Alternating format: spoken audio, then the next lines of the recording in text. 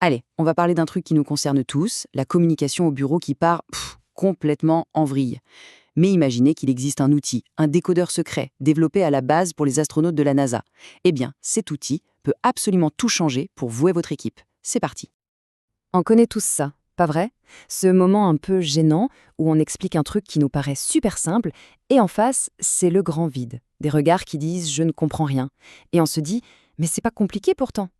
Eh bien le souci, ce n'est peut-être pas ce que l'on dit, mais bien comment on le dit. Bon, alors entrons dans ce fameux labyrinthe. On a tous les meilleures intentions du monde, mais voilà, on finit par se perdre en chemin. Voyons un peu à quoi ça ressemble dans la vraie vie, au quotidien. Premier symptôme, le plus classique de tous, la réunionite aiguë. Vous savez, ces réunions qui s'étirent, qui s'éternisent. On parle, et à la fin, zéro. Aucune décision, aucune action. Juste le sentiment d'avoir perdu son temps. Et ça, qu'est-ce que c'est frustrant. On a une idée de génie, on y croit à fond, on la présente avec toute son énergie, et rien. Silence radio. C'est comme si l'idée rebondissait sur un mur invisible. Elle n'a tout simplement pas connecté avec les autres. Et la conséquence de tout ça, évidemment, c'est le stress. Parce que les malentendus, ça crée des tensions. Les projets y patinent. Et petit à petit, la charge mentale devient de plus en plus lourde. Si ça vous parle, alors il est vraiment temps de trouver la sortie de ce labyrinthe. Et cette sortie, cette clé, la voici. Non, ce n'est pas un nouveau gadget de management à la mode. C'est un modèle hyper puissant. Le Process Communication Model, ou PCM.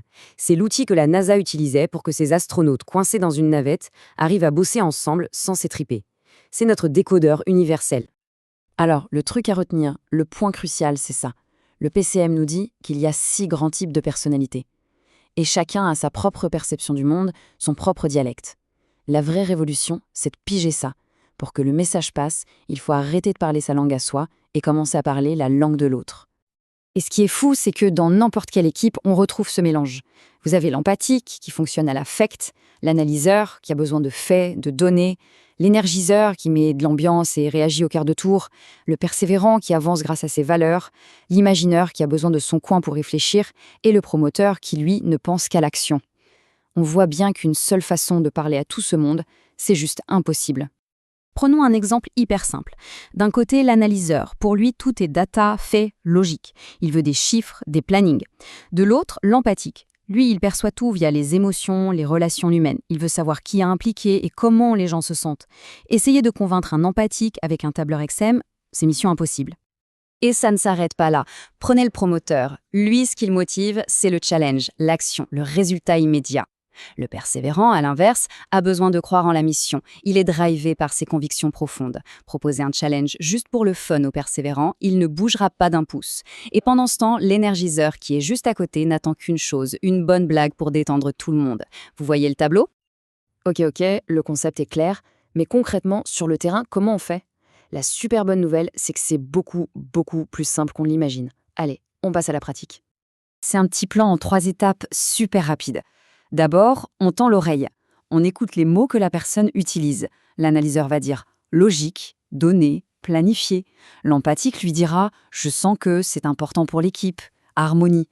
Deuxième étape, on identifie son langage dominant. Et enfin, troisième étape, on ajuste notre propre discours. On utilise ces mots pour lui parler. Prenons un cas d'école. Un manager surmonte un analyseur, arrive et dit « Voici notre nouvelle stratégie basée sur les données ». Il est super fier de son travail. Sauf qu'en face de lui, il a un promoteur qui se demande « Ok, et l'action ?» Un empathique qui s'inquiète pour l'équipe et un énergiseur qui est déjà sur le point de s'endormir. Bilan, la moitié de la salle a déjà décroché. Maintenant, regardez bien la différence. Si on dit à ce même groupe, en visant le promoteur « Prêt pour un nouveau défi ? Voilà le deal. Boum, connexion immédiate. » On a capté son attention en parlant sa langue. Il est à l'écoute, il est motivé, il est prêt à foncer. On n'a pas changé la stratégie d'un iota, on a juste changé la porte d'entrée. Et ça change tout. En fait, quand on commence à utiliser cet outil, ce n'est pas juste une nouvelle compétence qu'on apprend, c'est un véritable super pouvoir professionnel qu'on débloque. Et les effets, ils sont quasi immédiats.